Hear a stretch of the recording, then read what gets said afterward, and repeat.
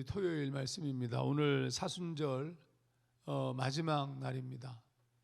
그동안 이 사순절 욥기 묵상을 잘 쫓아오시면서 욥의 고난을 정말 처음부터 마지막까지 욥의 고난 자체가 우리에게 너무 힘들죠. 사실은 그 고난을 묵상하면서 이 세상에 넘쳐나는 고난과 아픔을 함께 기억한 여러분 기쁘게 생각합니다.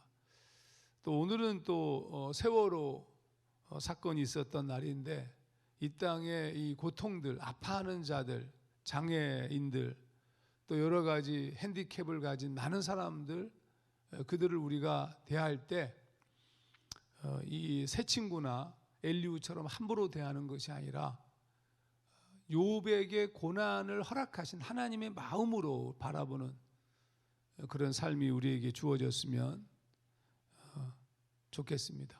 오늘 말씀, 사순절 묵상의 마지막 말씀은 하나님이 나타나시는 겁니다. 37장 20절 제 말을 들으십시오 하고 말한다고 하여 하나님께서 정녕 당신의 말을 들으셔야 한단 말이요. 엘리후의 얘기가 이렇게 진행됩니다.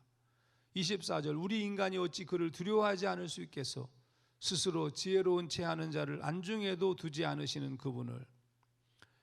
이 같은 엘리후의 말을 욥은 아주 깊이 생각을 한 것으로 보입니다. 그러니까 새 친구의 말에 길게 자신의 입장을 얘기하고 주장하던 욥과 달리 자신보다 나이가 어린 엘리후의 말을 들으면서 아무런 대답도 하지 않은 것에서 알 수 있습니다. 그러니까 엘리후의 공격이 사실 욥을 굉장히 막 거슬리게 하는 것이지만 그러나 엘리후의 얘기가 옳은 얘기였어요. 그러면 이 상황에서 욥은 이제 하나님만 바라볼 수밖에 없는, 이제는 뭐 내가 어떻게 나를 디펜스할 수가 없습니다. 나를 변호할 수 없는 상황, 그 하나님만 바라보는 상황을 만들었습니다. 그리고 이 엘리후의 얘기를 들으면서 욥이 깨달은 게 한 가지가 있는 것 같습니다. 무슨 거냐 하면 예를 들어서 하나님께서 내 말을 들으십시오 하는데 하나님이 안 듣는다고 꼭 하나님이 들으셔야 되는 거냐고, 내가 지금 뭐 별 문제 없다고 주장하고 있는데 하나님이 그 안중에라도 두시겠냐고, 이런 얘기들을 통하여서 이제 깨닫게 된 것 중에 하나는 욥이 자신만 바라봄으로 하나님을 보고 있지 못했다는 거예요. 하나님의 입장에서 나를 본 것이 아니라 나의 입장에서 하나님만 본 거죠. 계속해서 이게. 그러니까 사실 이게 인간이 어떻게 하나님의 입장에서 우리 자신을 볼까, 이게 참 어려운 얘기지만 그러나 이게 믿음의 성숙이라는 건 그거 아닙니까? 이제 부모와 자식 간의 관계에서 늘 자신의 관점에서 부모님에게 뭐 따지고 원망하고 그러던 이 아이가 부모님이 뭐 불의의 사고로 돌아가시고 난 다음에 아이가 이제 부모님의 입장이 된 거예요. 그래서 어린 동생을 바라볼 때는 부모님의 마음이 되는 거죠. 이게 성숙했다는 뜻이거든요. 욥이 이제 놓친 부분이 바로 그 부분입니다. 내가 내 입장에서 하나님을 보는데 너무 집중하느라고 하나님의 마음에서 이 문제들을 바라보지 못했던 부분. 자, 이게 욥의 한계입니다. 여하튼 엘리후가 하나님의 놀라우신 일들을 쭉 열거하면서 다시 욥을 강력하게 공격하고 있었는데 그때 하나님이 엘리후의 말을 끊으시면서 이 대화 속으로 들어오셨습니다. 38장 1절 2절 그때 여호와께서 폭풍우 가운데서 욥에게 말씀하여 이르시되 무지한 말로 생각을 어둡게 하는 자가 누구냐. 여기서 하나님이 지칭하신 무지한 말로 생각을 어둡게 하는 자가 누구냐, 이것에 대한 해석은 이 구약 욥기 학자들이 두 가지 갈래로 해석을 합니다. 하나는 욥을 지칭하는 것이다. 그냥 우리가 편하게 읽으면 욥에게 얘기하는 거죠. 욥에게 말씀하여 이르시되라고 얘기하니까. 하지만 전체 문맥으로 보자면 엘리후에게 얘기하고 있는 것이다, 이렇게 주장하기도 합니다. 그러나 이 전체적인 구조 속에서 보자면 엘리후에게 얘기하고 있다는 것이 더 맞아 보입니다. 1절에서 욥에게 말씀하여라는 기술이 우리를 혼란스럽게 하지만 우리가 이미 살핀 것처럼 34장부터 37장까지 굉장히 긴 분량이에요. 그 긴 분량의 발언을 엘리후가 혼자 하기 때문입니다. 그 혼자 말하고 있는, 그리고 혼자서 일방적으로 욥을 공격하고 있는 그 말을 들으면서 그 말을 끊고 들어오신 분이 하나님이신데, 그 하나님이 당연히 엘리후에게 얘기하는 것이 자연스럽죠. 다시 1절을 읽어보겠습니다. 그때 여호와께서 폭풍우 가운데서 욥에게 말씀하여 이르시되 무지한 말로 생각을 어둡게 하는 자가 누구냐. 그러니까 하나님께서 지금 나타나신 이유는 욥을 책망하기 위함이 아니에요. 욥을 인정하고 욥을 이제 설득하는 단계로 들어서는 부분이기 때문에 이 부분에 대한 이 무지한 말로 생각을 어둡게 하는 자, 아마 엘리후를 가르치고 있는 것이 아닐까, 이렇게 많은 학자들이 생각을 하고 저도 같은 입장입니다. 자, 하나님이 하신 무지한 말로라는 표현은 히브리어 성경에서 직역하면 지식 없이라는 뜻입니다. 지식 없이. 그러니까 그동안 계속 이야기해온 엘리후의 주장은 정확한 지식에 근거한 것이 아니었다. 우리가 알다시피 그냥 너무 억측을 심하게 부렸고, 또 엘리후뿐만 아니라 새 친구들도 마찬가지입니다. 당장에 엘리후가 모르고 있는 것, 새 친구가 모르는 것은 욥과 하나님의 관계를 몰랐고, 또 하나님이 왜 이 시험을 하고 있는지 그 이유도 몰랐어요. 더욱이 욥에 대한 정확한 지식을 갖고 있지 못했음을 우리가 알 수 있습니다. 엘리후 역시 약간 다른 노조로 말했을 뿐 인과론에 근거하여 판단하고 정죄하며 논박한 것이라는 사실은 분명하기 때문입니다. 어쨌든지 간에 하나님께서 나타나시면서 먼저 엘리후를 이 무지한 말로 잘 알지도 못하면서 그렇게 공격하는 이 엘리후를 먼저 꾸짖으신 후에 말씀하기 시작하셨는데, 하나님이 나타나신 목적은 엘리후 때문이 아니기 때문입니다. 하나님이 나타나신 것은 욥 때문에 나타나셨는데, 욥이 고소장을 제출했었잖아요. 하나님 제발 그러면 전능하신 분이 내가 이 당하는 이 고난에 대해서 대답을 해보시오 라고 얘기한 고소장을 접수하신 하나님이 그에 대한 소명을 하기 위해서 나타나신 것입니다. 이것도 참 놀라운 얘기입니다. 이게 하나님께서 욥에게 설명하기 위해서 나타나신다. 그러니까 지금 이거는 새 친구나 엘리후가 계속해서 주장하고 있는 것처럼 하나님이 뭐 관심이라도 있겠냐. 심지어 빌닷은 우리를 구더기나 벌레처럼 이렇게 표현했는데, 구더기 같은 존재에게 뭐 하나님이 나타나시겠느냐. 우리가 의롭게 행한다고 해서 뭐 하나님에게 명령을 주겠느냐. 엘리바스는 그렇게 얘기해서, 엘리후는 우리가 뭐 범죄하고 뭐 악을 행한다 할지라도 하나님이 끄떡이라도 하겠느냐, 뭐 이런 얘기들.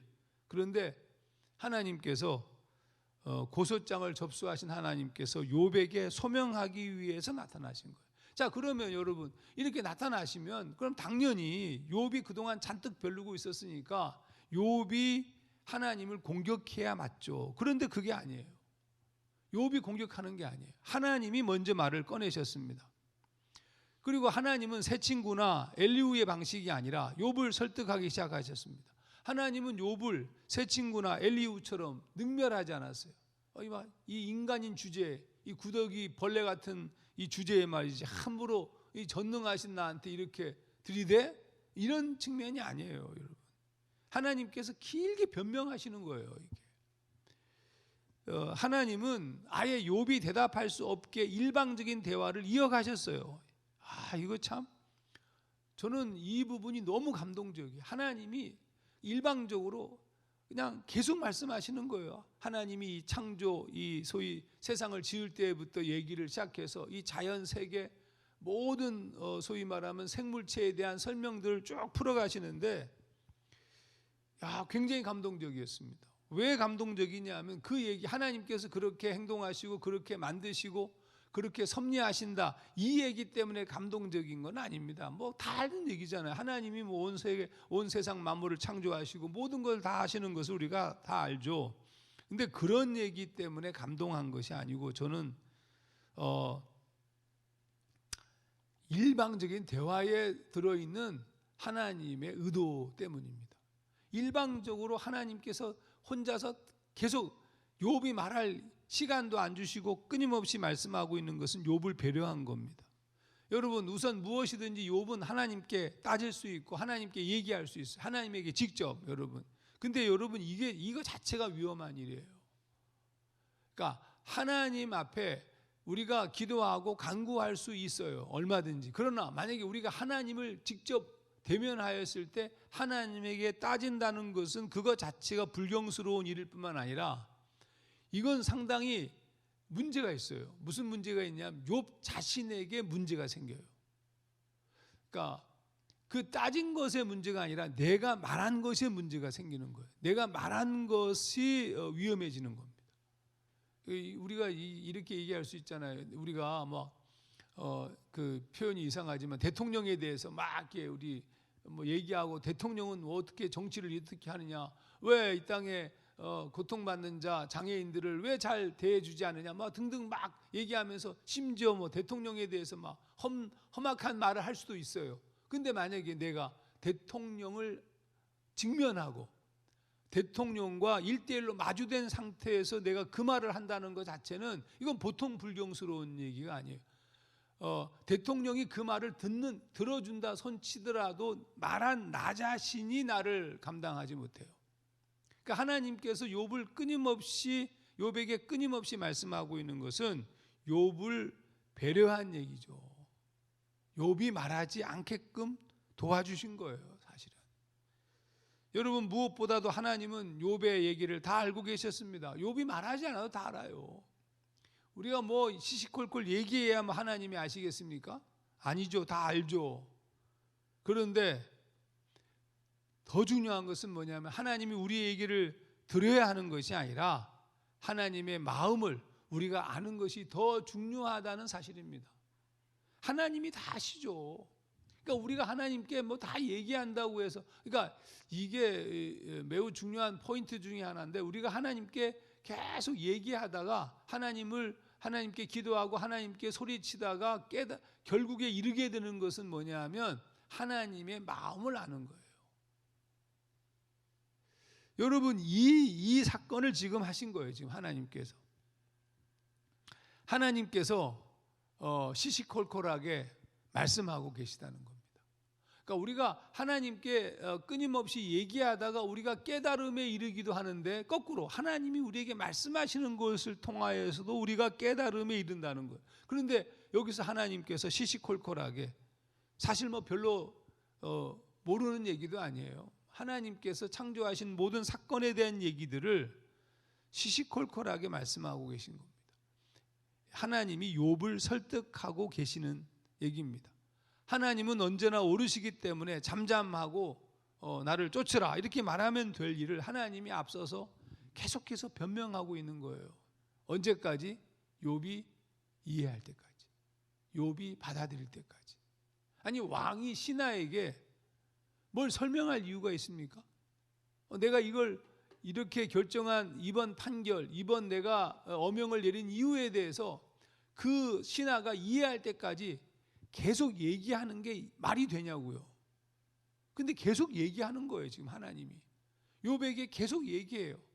언제까지 얘기하냐면, 이제 나중에 우리가 보시면 알지만 욥이 받아들일 때까지 얘기해요. 욥이 깨달을 때까지 얘기한다고요. 끊임없이.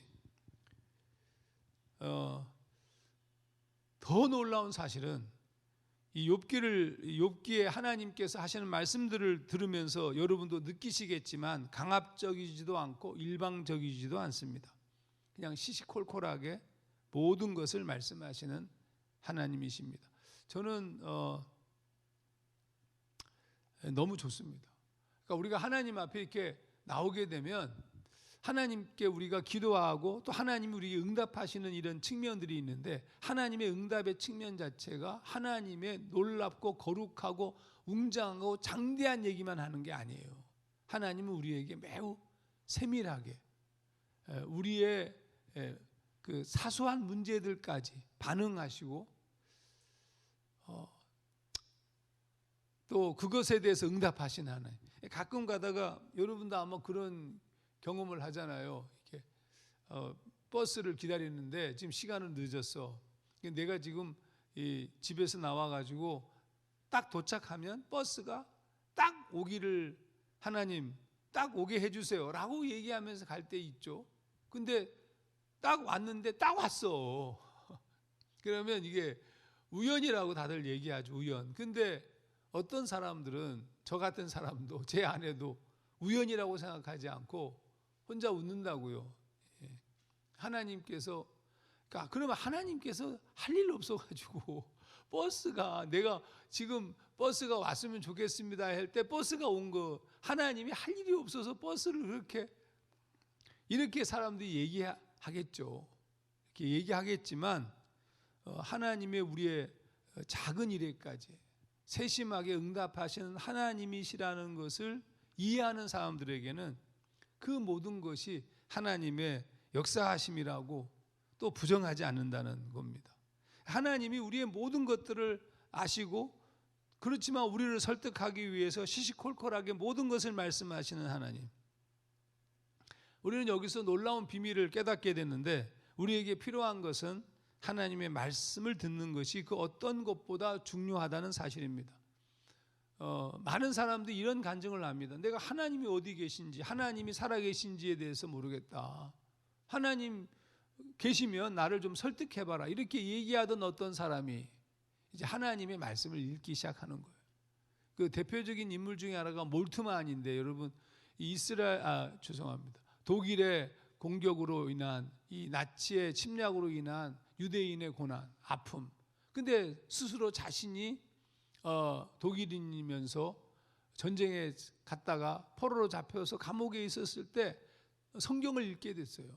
성경을 쭉 읽어 내려가면서 어느 날 갑자기 깨달음이 와요. 성경을 쭉 읽다가 깨달음이 오는데 이 세상의 고통 가운데 하나님이 함께 고통받으시고 계시다는 거였습니다. 그게 십자가에 달리신 하나님이란 이해입니다.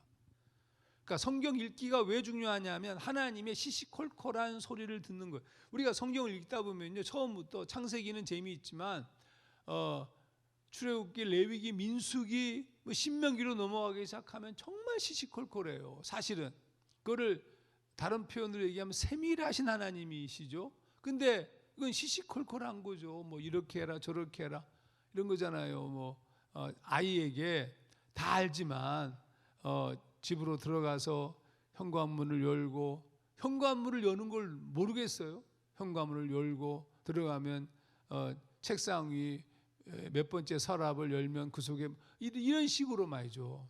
아니면 냉장고 문을 열고 냉장고 문 두 번째 칸에 앞에 있는 무슨 용기에 담겨져 있는 것이 내가 참외를 깎아 놓은 것이다. 뭐 이런 식으로 이렇게 그냥 여기 냉장고에 참외 있으니까 알아서 먹어 이라고 얘기하지 않고, 그거 왜 그렇게 얘기하는 거예요?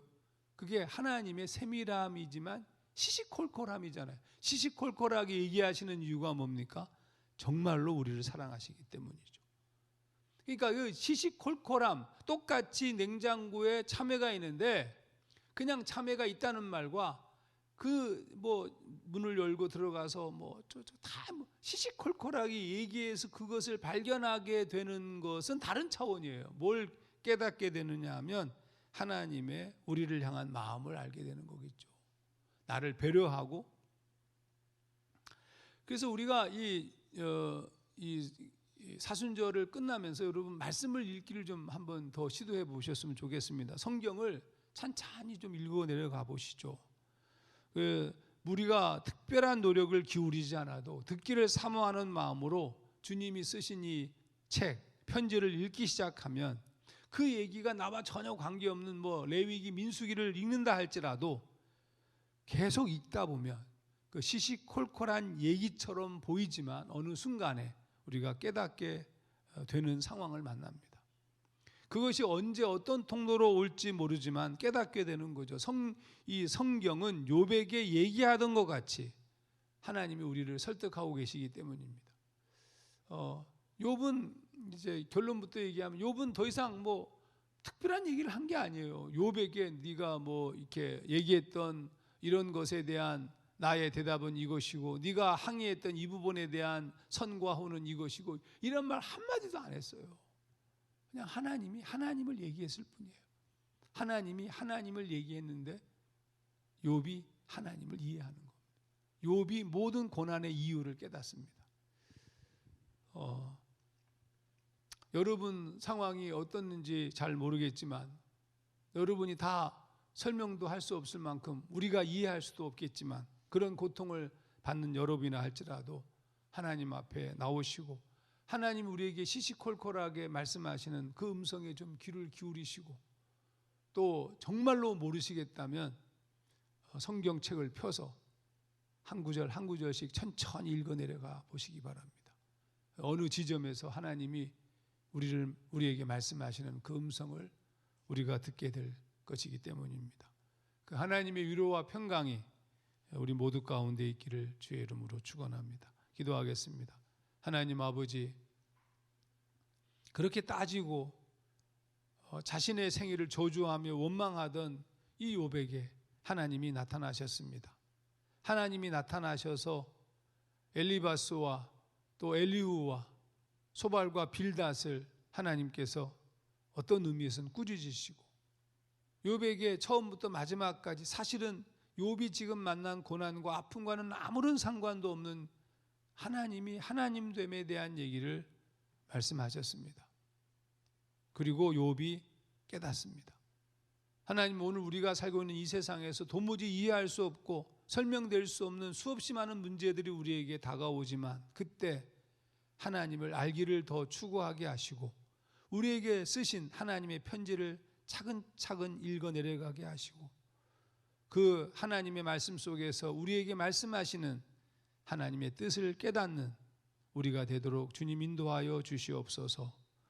이 사순절을 지나면서 좀 지루하기도 하고 힘든 여정이었지만 욥을 묵상하며 하나님의 마음을 깨닫습니다. 당신의 뜻대로 사는 우리 모두가 되게 하시옵소서. 예수님 이름으로 기도하옵나이다. 아멘.